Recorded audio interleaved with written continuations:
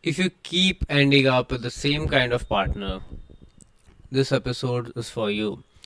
You leave one relationship, you're careful. You choose someone completely different this time.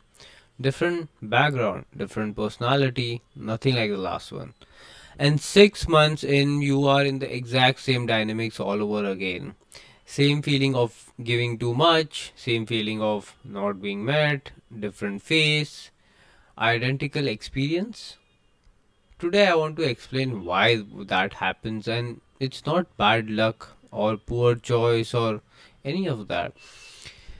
The uncomfortable truth here is if the same dynamic repeats with different people, the common factor isn't the people, it's you. And I don't mean that as blame, I mean it as the most useful information you could have. Because early in life, you learned something about what love feels like. Maybe you learned love as earned through something or earned through usefulness. So you overgive. Maybe you need were not treated properly, and these needs come as inconveniences to even share at times. So you shrink them, end up unseen. Whatever it was, it becomes a template for you. And your system now recognizes that template as love.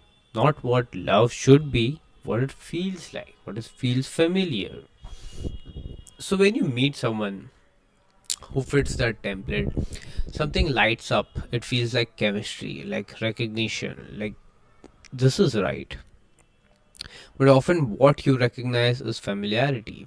Your system saying, I know this shape, and people who don't fit that template can feel flat, boring, not quieted, because they don't activate the patterns. That's why it repeats. You're not choosing badly, you're choosing familiarity. And familiar isn't the same as good.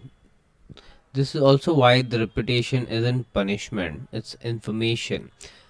A pattern that keeps showing up, no matter how much or how the circumstances change, is pointing inwards. And sometime or something that hasn't been looked upon yet. So here's the exercise that actually helps you to figure out what is the issue and why it is repeating. Do it on a piece of paper.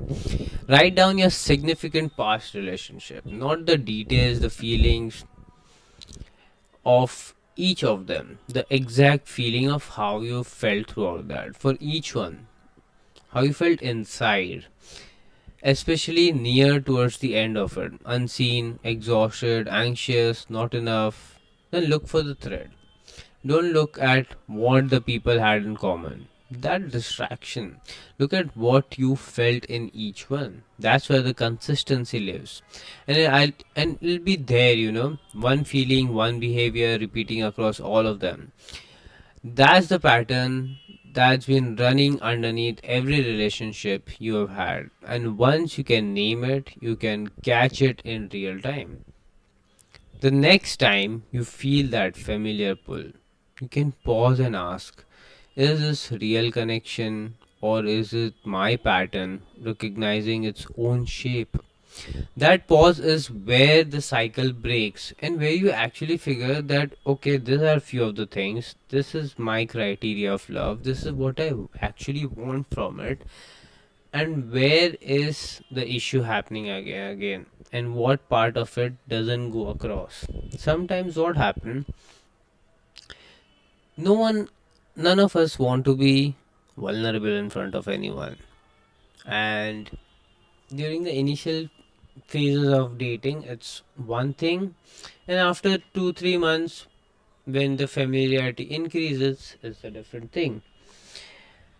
And when you jump in with that enthusiasm in the beginning, it's not that of an issue because it's a honeymoon phase, you can call it. But after that 3 months is when you start realizing and understanding each other. That is when a good talk, uh, listening session of discussing ideas on what they believe, what they feel is true, should always be done. This way, the prevention of the whole curvature takes is taken into account in the first place itself. If you do this initially, it won't work out because most of the time everyone has some form or the other mask on their face, or they don't want to open up yet. This only works out after 2 to 3 months when we actually have some kind of deep level connection where they are each other is open to do and discuss some intimate details. So if you've started losing faith in relationship altogether, I want to offer a different reading of your history. You're not bad at love, you are running a template you never chose and never examined. And the repetition isn't the universe being cruel towards you. It's the same lesson coming back around, waiting for you to finally look at it. And it will repeat until you address it. If it doesn't get repeated or addressed at in that particular section, which is, let's say, relationship, it will start replicating in other section of life even more. And that is how the entropy of chaos, everything goes on increasing until you reset it, until you address that pattern which is coming, until universe sees that you have learned from it. So it's the same lesson coming back around, waiting for you to finally look at it. Do this exercise this week and be gentle with what you find, because we are not here to judge ourselves. And whatever it is, formed in you long before you had any say in it, also. It has developed from your experiences throughout your childhood till now. And the only thing or only way forward is not look down upon yourself, rather seeing it with the beautiful eyes, understanding why that exists and what part of it you would like to develop upon. It's as simple as that.